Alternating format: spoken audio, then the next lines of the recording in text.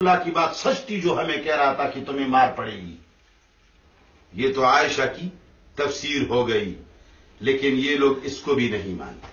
اب آگے چلیے، سب سے بڑا مفسر خلیفہ ثانی سیدنا عمر فاروق کا عقیدہ بھی ذرا دیکھ لو. وہ رسول اللہ کے شاگرد ہیں، ان کا جو عقیدہ تھا تو ظاہر ہے وہ عقیدہ کس سے سیکھا ہوگا؟ رسول اللہ سے. وہ فرماتے ہیں بخاری 2566 میں، یا رسول اللہ کیف تکلم اجسادا لا ارواح لها، اے اللہ کے رسول آپ ایسے جسموں سے کلام فرما رہے ہیں جن میں روح موجود نہیں. معلوم ہوتا ہے کہ عمر فاروق کا عقیدہ تھا کہ مردے. مسند احمد جلد 2 صفحہ نمبر 287 پر لکھا ہوا ہے کہ عمر فاروق نے فرمایا، یا رسول اللہ اتنادیہم بعد ثلاث وهل يسمعون يقول اللہ انک لا تسمع الموتى. عمر فاروق نے فرمایا مسند احمد میں ہے کہ اے اللہ کے رسول آپ ان سے گفتگو کر رہے ہیں جن کو ہلاک ہوئے 3 دن گزر چکے ہیں. یہ تو 3 دن سے مردے پڑے ہیں، حالانکہ قرآن نے فرمایا انک لا تسمع الموتى کہ تو مردوں کو نہیں سنا سکتا، تو ان سے کیوں بات کرتا ہے؟ معلوم ہوتا ہے عمر فاروق کا عقیدہ بھی یہی تھا کہ مردے نہیں سنتے، اور ان کا نظریہ یہ بھی تھا کہ قرآن کے انک لا تسمع الموتى سے مردوں کے نہ سننے کی بات پکی ہے. یہ تو عائشہ صدیقہ کا عقیدہ ہوا، اور عمر فاروق کا عقیدہ ہوا کہ مردے. اب ذرا بدر کی دیگر صحابہ کا عقیدہ بھی تو سن لو. جہاں عمر فاروق تو وہیں موجود تھا، اس کا عقیدہ کیا ہے کہ نہیں سنتے، اور قرآن کی وہی آیت بھی پیش کی. اب دیگر صحابہ بدر کا عقیدہ بھی تو دیکھ لو، مردوں کے بارے میں ان کا کیا عقیدہ تھا. موجود صحابہ بخاری جلد 2 صفحہ 573 میں ہے، قال ناس من اصحابہ یا رسول اللہ تنادی ناسا امواتا، کہ اصحاب رسول میں سے لوگوں نے کہا، اصحاب رسول میں سے لوگوں نے یعنی کافی سارے صحابہ نے کہا، کیا کہا؟ اے اللہ کے رسول تو ان کو آواز دیتا ہے جو مر چکے ہیں. انہوں نے تعجب کیوں کی؟ اس لیے کہ ان کا نظریہ تھا کہ مردے نہیں سنتے. مسند احمد جلد 2 صفحہ 276 میں ہے، فقال له اصحابه یا رسول اللہ اتکلم قوما موتا، اے اللہ کی رسول آپ مردوں سے کلام فرما رہے ہیں. اس سے بھی معلوم ہوتا ہے کہ صحابہ کا عقیدہ تھا کہ مردے، ورنہ پھر پوچھنے کا مقصد کیا ہے؟ تعجب کیوں کرتے ہیں؟ اللہ اکبر. ایک اعتراض، یہ لوگ یہ کہتے ہیں کہ جب مردے نہیں سنتے تو رسول اللہ نے ان کو خطاب کیوں کیا؟ ان کو کیوں کہا کہ کیا حال ہے؟ کیوں کہا انا وجدنا ما وعدنا ربنا حقا هل وجدتم ما وعد ربكم حقا؟ ہمارے ساتھ جو اللہ نے وعدہ کیا تھا وہ تو ہم نے سچ پایا. کیا تمہارے ساتھ جو وعدہ ہوا تھا سچ نکلا کہ نہیں؟ کیوں کہا رسول اللہ نے؟ کون کہتے ہیں؟ یہ لوگ، یار لوگ جن کو ہم مشرکین مکہ کے رشتہ دار سمجھتے ہیں. کتنی بڑی، دیکھو ہم ان کی کتنی عزت کرتے ہیں، کیسے بڑے لوگوں کی رشتہ داری یہ انہوں نے خود مول لی. یہ خود شوقین ہے ان کے عقیدے کا. ورنہ کیا بات ہے جب قرآن نے 9 آیتوں میں 13 آیتوں میں کہا ہے کہ مردے نہیں سنتے، تم لوگوں کو کہتے ہو کہ سنتے ہیں. تمہارا مقصد کیا ہے؟ لوگوں کو قبروں پہ مجاور بنانا، لوگوں کو قبروں کے سامنے جھکانا، لوگوں کو مردوں سے آس لگانا، یہ تمہارا مقصد ہے، اور یہی مشرکین مکہ کا مقصد تھا. تو تمہارے پیشوا وہ اور ہمارے پیشوا وہ صحابہ کرام. یہ لوگ کہتے ہیں کہ پھر کیوں کہا رسول اللہ نے ان کو خطاب کیوں کیا؟ جواب، اس کا ایک جواب تو امی عائشہ نے دے دیا کہ انہوں نے فرمایا رسول اللہ کا مقصد یہ قطعا نہیں کہ وہ سنتے ہیں، کیونکہ پیغمبر قرآن کریم کی مخالفت کا تصور بھی نہیں کر سکتا. البتہ رسول اللہ کا مقصد یہ ہے کہ ان کافروں کو برزخ میں جا کر اب پتہ لگ رہا ہے کہ میں جو دنیا میں ان کو کہہ رہا تھا وہ حق اور سچ تھا. یہ بخاری جلد 2 567 میں یہ جواب گزر چکا ہے. مگر دوسرا جواب سن لو. اس حدیث قلیب بدر کراوی قتادہ رحمہ اللہ مردوں کا سننا قرآن کے ظاہر کے خلاف سمجھ رہا ہے.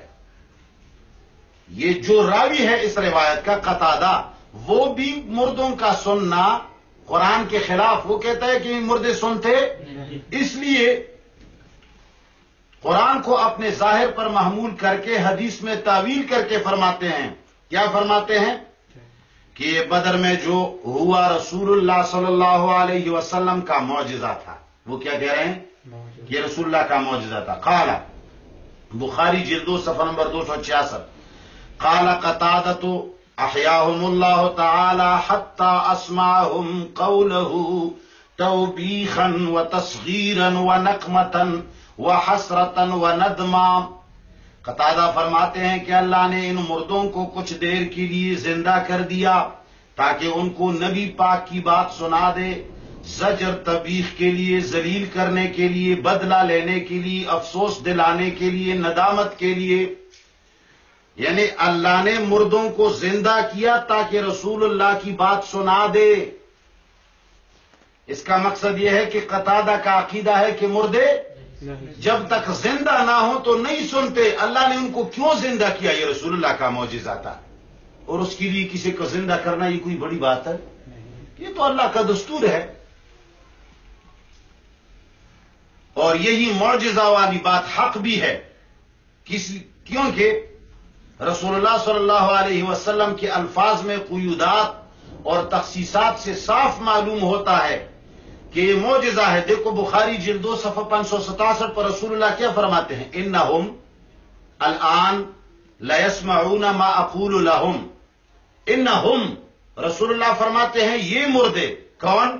ابو جہل وغیرہ وغیرہ. رسول اللہ نے یہ نہیں فرمایا کہ ساری دنیا کے مردے سنتے ہیں.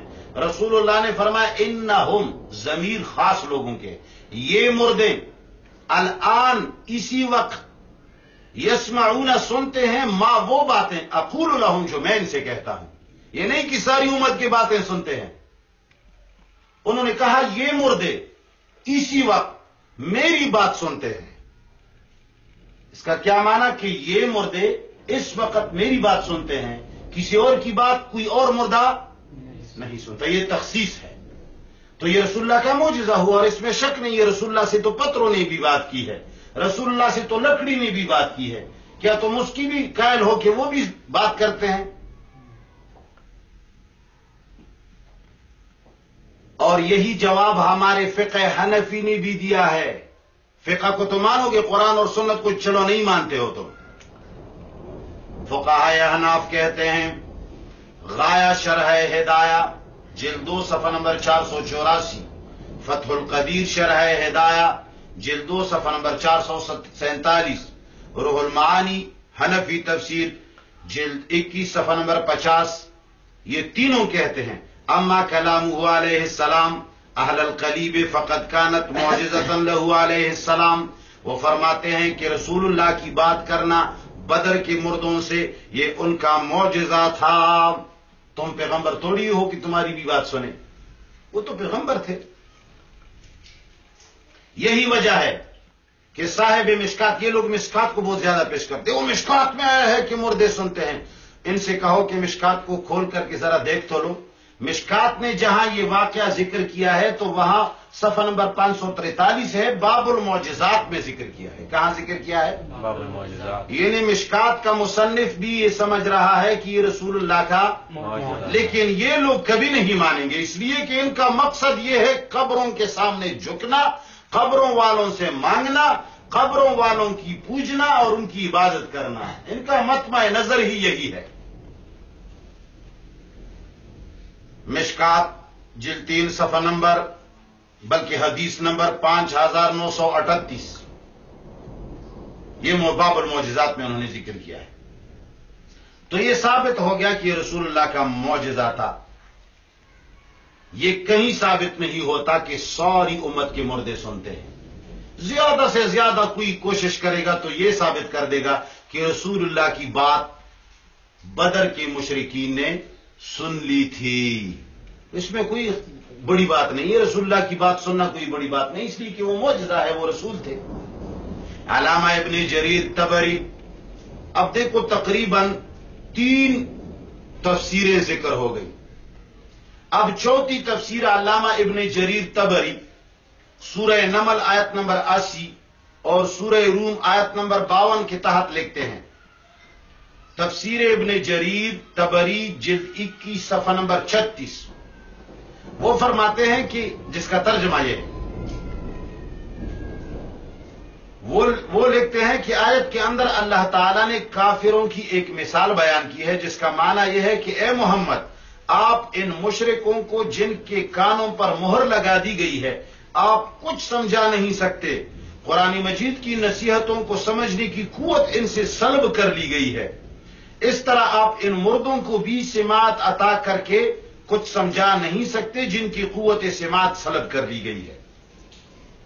ابن جریر طبری کیا کہتا ہے کہ جس طرح رسول اللہ نہ کہ جس طرح اللہ تعالیٰ نے مردوں سے سننے کی طاقت سلب کی ہے تو ان کو سنا نہیں، اسی طرح ان کافروں سے اللہ نے وہ توفیق لی ہے، نصیحتوں کی قوت سلب کر لی ہے تو ان کو بھی نہیں سمجھا سکتا.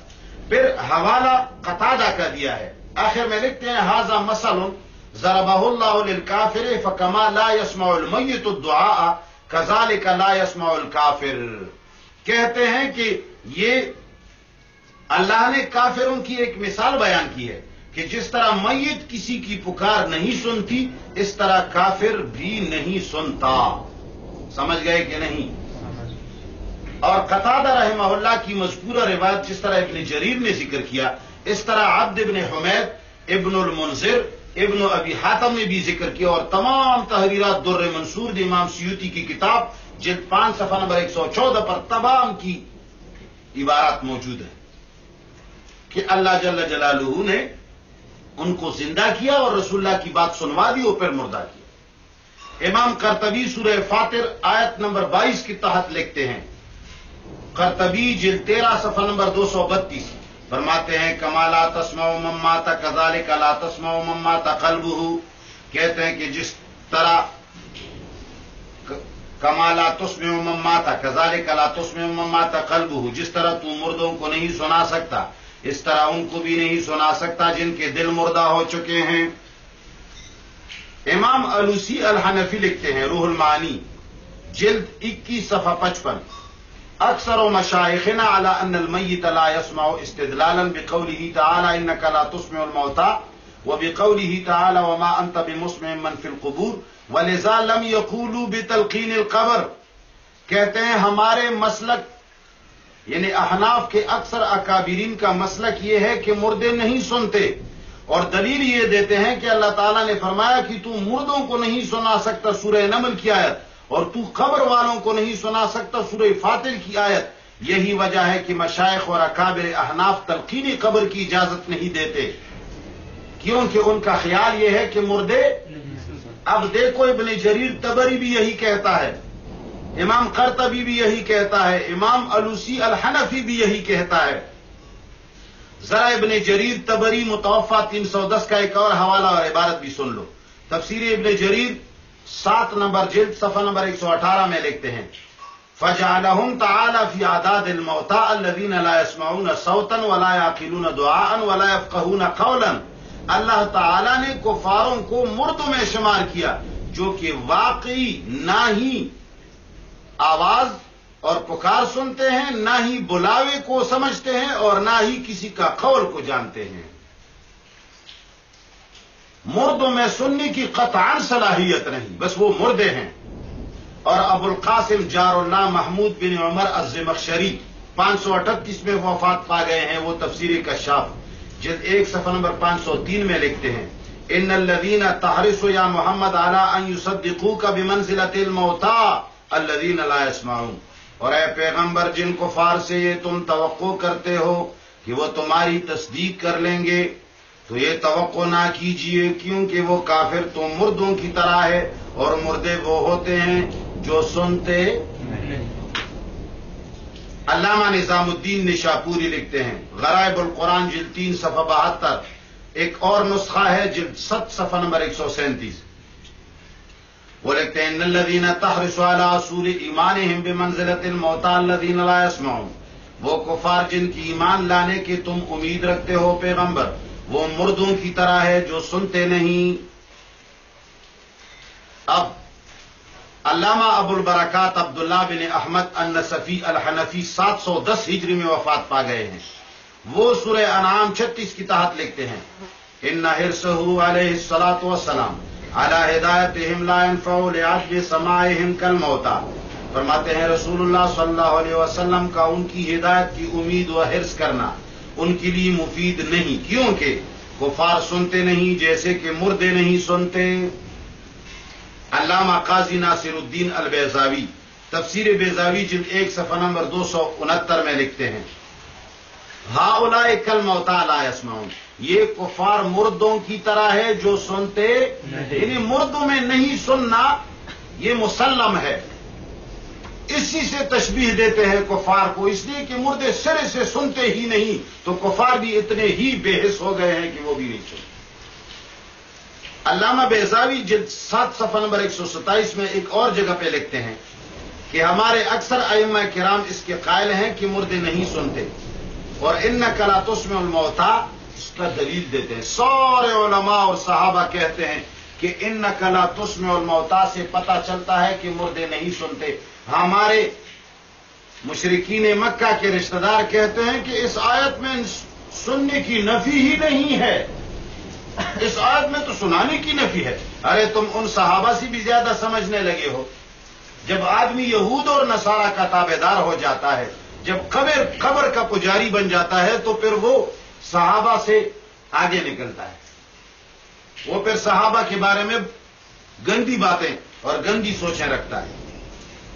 علامہ ابو الطیب صدیق حسن البخاری لکھتے ہیں فتح البیان جلد 3 صفحہ نمبر 157 ہؤلاء لیسوا کذلک بل ھم بمنزلۃ الموتى لا يسمعون ولا يعقلون، یہ لوگ یعنی کفار ایسے نہیں جس طرح ان کو مسلمان سمجھتے ہیں کہ دعوت سن کر ایمان لائیں گے، نہیں بلکہ یہ تو مردوں کی مانند ہے جو نہ سنتے ہیں اور نہ ہی سمجھتے ہیں۔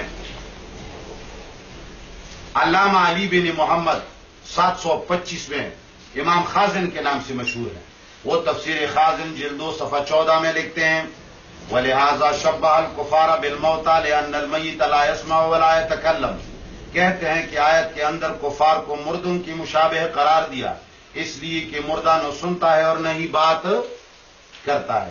دیکھو کتنی تفاسیر کا حوالہ میں دوں گا، جامع البیان صفحہ نمبر 112 پہ بھی یہی لکھا ہے، کبیر جلد 4 صفحہ 53 پہ بھی یہی لکھا ہے، ابو سعود جلد 4 صفحہ 58 پہ بھی یہی لکھا ہے الموتى لا يسمعون کہ مردے نہیں سنتے۔ بغوی نے معالم التنزیل جلد نمبر 6 صفحہ نمبر 305 پارہ نمبر 2 المیت الذی لا سبیل الی سماعہ، ابن کثیر جلد 9 صفحہ نمبر 615 المیت لا تتحرک ولا تسمع ولا تبصر، کہ مردہ نہ حرکت کرتا ہے نہ سنتا ہے نہ دیکھتا ہے۔ یہ لوگ کہتے ہیں کہ دیکھتے بھی ہیں سنتے بھی ہیں پہنچتے بھی ہیں، یہ لوگ کہتے ہیں کہ مردے زندہ ہے اور زندے مردے ہیں، اس لیے کہ ہم زندہ ہیں۔ اب کسی کمرے کے نیچے ہم پڑے رہتے ہیں تو کمرے کے اوپر 6 انچ سے کم مٹی ہوتی ہے، اب اگر چھت کے اوپر کوئی بولتا ہے ہم نیچے سنتے ہیں نہیں۔ جب مردہ 100 من مٹی کے نیچے سنتا ہے، ہم 6 انچ کے اندر کے نیچے نہیں سنتے، تو پھر ہم مردے ہو گئے اور مردے زندے ہو گئے۔ وہ 100 من کے نیچے سنتے ہیں، ہم 6 انچ کے نیچے نہیں سنتے، تو اس کا مقصد یہ ہے کہ ہم مردے ہیں اور وہ زندے ہیں، اور ان کا خیال ہی یہی ہے کہ لوگ مردوں کے سامنے جائے اور اس زندہ جاوید اللہ کو چھوڑ دے۔ اب ایک اعتراض، مگر اس کی جواب کی تفصیل، مگر ایک بات یاد رکھیں کہ منصفانہ سمجھنے کی ضرورت ہے۔ عوام کو دھوکہ دینے کے لیے مزارات، قبور اور اولیاء کے نام پر دھندا کرنے والے کچھ علماء سو بدنیتی سے یا بعض حق پرست ملا نے نیتی کے بنا پر بعض کتب اکابر تفاسیر وغیرہ تفاسیر یعنی کتب حدیث وغیرہ سے وہ حوالہ جات نقل کرتے ہیں جن میں اکابرین رحمہ اللہ نے فی الجملہ مردوں کی سنی کی حامی بردی ہے. جیسا کہ امام علوسی الحنفی روح المعانی میں ایک جگہ لکھتے ہیں کہ حق یہ ہے کہ مردے فی الجملہ سنتے ہیں. علامہ انور شاہ کشمیری نے نقل کیا ہے کہ اس باب میں استثناءات بہت ہیں. فی الجملہ سنی کی بات اکثر مفسرین اور محدثین نے عبارتوں میں لکھی ہے. اب ان لوگوں نے جو فی الجملہ لکھا ہے تو بعد میں بدعقیدہ لوگوں نے ان عظیم ہستیوں کی عبارتوں سے اپنے گندے عقیدے اور نظریات کی ثبوت کی کوشش کی ہے جن کو اللہ کامیاب تو نہیں کریں گے انشاءاللہ، لیکن ان لوگوں نے ان کی عبارتوں سے غلط استدلال کر کے عوام کو دھوکہ دینے کی کوشش کی ہے. اس لیے اس کا ذرا جواب سنیے کہ جن علماء نے فی الجملہ سننے کی بات کی ہے کہیں کہیں گاہے گاہے لکھا ہے کہ فی الجملہ سنتے ہیں، تو اس کا مقصد یہ نہیں ہے کہ مردے زندہ لوگوں کی باتیں سنتے ہیں. یہ یاد رکھیں. اس کی حقیقت یہ ہے کہ بدر کے کنویں میں کفار قریش کے مقتولین سے رسول اللہ کا خطاب مبارک پوری امت میں تقریباً سب قائل ہیں کہ اللہ نے رسول اللہ کی بات کفار مردوں کو معجزے کے طور پر سنا دی. اب رسول اللہ کی بات جب انہوں نے سن لی معجزہ کے طور پر، اس کی پوری امت کیا ہے؟ قائل ہے. اور یہ جواب پہلے بھی گزر چکا ہے. دوسرا جواب، جب مردہ کو قبر میں رکھ کر لوگ واپسی کرتے ہیں، نکیر و منکر فرشتے سوال جواب کے لیے آ کر مردے کو اٹھاتے ہیں، تو مردہ لوگوں کی واپسی میں پیروں کا چھاپ سنتے ہیں. بعض لوگ اس کی اگرچہ تعویل کرتے ہیں لیکن ایک روایت ہے. اور تیسری جگہ ہے قبر والے پر سلام کی. اب جن محققین سے مردوں کے سننے کے بارے میں جو کچھ منقول ہے وہ ان تین جگہوں کے بارے میں ہے کہ اگر مردوں کا سننا ثابت ہے تو صرف ان تین جگہوں میں منحصر ہوگا. سمجھ گئے میری بات کو؟ جہاں علماء نے فی الجملہ سننے کی بات کی ہے انہوں نے رسول اللہ کے کفر بدر کے کفار کو سننے اور سنانے کی بات کی ہے. فی الجملہ سے مراد کیا ہے ان کا؟ کہ مردوں نے بدر کے اندر رسول اللہ کی بات معجزتاً سن لی تھی. ان لوگوں نے وہاں سے اٹھا کر کی ساری مردوں کے اوپر تقسیم کر دی. فی الجملہ سے مراد وہ تین جگہ ہیں جہاں سننے سے کوئی شرک لازم نہیں آتا. چنانچہ امام علوسی لکھتے ہیں والحق ان الموتى يسمعون في الجملہ. پھر آگے لکھتے ہیں ان السماع مطلقا وكذا سائر الاموات وكذا سائر الاحساسات ليس الا تابعا للمشيئة فما شاء الله تعالى كان وما لم يشاء لم يكن فيقتصر على القول بسماع ما ورد السمع بسماعه من السلام ونحوه وهذا الوجه الذي يترجح عندي. روح المعانی جلد 21 صفحہ 28 فتح الملہم میں شبیر احمد کاشمیری جلد 2 صفحہ 479 پہ لکھتے ہیں حق بات یہ ہے کہ مردے فی الجملہ سنتے ہیں، نہ کہ ہر جگہ ہر ایک کی بات، کیونکہ بے شک سماع مطلقاً اور اسی طرح تمام احساسات مشیت باری تعالی کے تابع ہیں. بس جو اللہ چاہے وہ ہوتا ہے اور جو نہیں چاہے نہیں ہوتا. اس لیے جن چیزوں کا سننا حدیث سے ثابت ہے انہی پر اختصار یعنی بس کیا جائے گا. مثلا یہ کہ سلام سنتے ہیں اور میرے نزدیک یہی راجح ہے. یعنی انہوں نے فرمایا کہ 3 جگہوں میں جو سننا آیا ہے کہ رسول اللہ نے کفار سے بات کی، اللہ نے معجزتاً سنا دی، یا مردہ واپسی کرنے والوں کی پیروں کے چھاپ سنتے ہیں. اگرچہ اس کی تصریح آگے آ رہی ہے کسی دوسرے طریقے سے ہمارے امت علماء نے ان کی تعویل کی ہے، لیکن انہی مقامات پر منحصر سمجھا جائے گا. یہ نہیں کہا جائے گا کہ سارے مردے ساری باتیں سنتے ہیں اور ہر ایک کی سنتے ہیں. اس عبارت سے امام علوسی اور شبیر احمد عثمانی کا مطلب صرف اور صرف یہ ہے کہ مردے کے تمام احساسات اور سننے کی صلاحیت سب اللہ کی مشیت اور ارادے پر موقوف ہیں، اور اللہ چاہے کہ کسی کی بات ان کو سنا دے تو سنا سکتا ہے، اور مردے بھی پھر سن لیتے ہیں جب اللہ چاہتا ہے. اگر اللہ نہ چاہے تو نہیں سناتا اور نہ ہی سنتے ہیں۔ اب اللہ کا ارادہ کس کو معلوم ہے کہ کب کسی کی سناتا ہے، اس لیے ہماری اوپر واجب ہے کہ ہم صرف انہی مقامات میں سننے کے قائل ہو جائیں جہاں نص حدیث سے ثبوت ہو۔ مثلا بدر میں کفار کو اللہ نے رسول اللہ کی باتیں معجزتاً سنائی تھیں اور بس۔ انشاءاللہ العزیز